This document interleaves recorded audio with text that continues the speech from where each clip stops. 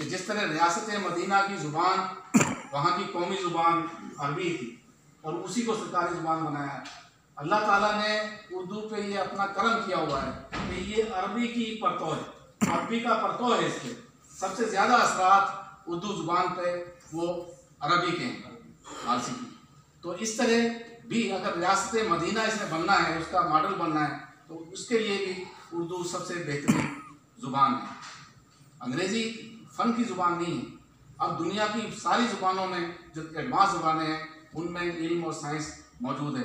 अगर हम कोशिश करें तो वही सूरत जो कुरैशी साहब ने बताई कि हम तराजिम के ज़रिए अपनी ज़ुबान को तरक्की दे सकते हैं, ज़्यादा से ज़्यादा सरबतमंद बना सकते हैं। लेकिन इसके लिए काम करेगा कौन?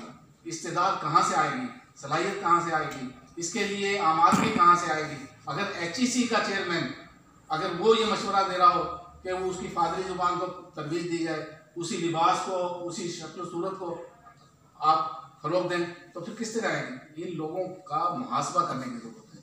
और अपने आप में जो 2 लफ्ज़ में कह के ख़त्म करता हूँ कि हमें पूरी हिकमत और दानाई और कुव्वत और तवानाई के साथ हमें इस मुहिम को लेकर आगे चलना है। निफाज़ उर्दू का मिशन हिकमत और दानाई के साथ, लेकिन पूरी कुव्वत और तवानाई के साथ हमें आगे लेकर चलना है। इंशाअल्लाह हम इसमें कामयाब होंगे। एक बार फिर मैं आप तमाम हज़रात का शुक्रगुज़ार हूँ, ख़ास तौर पर डॉक्टर अब्दुल कुरैशी साहब।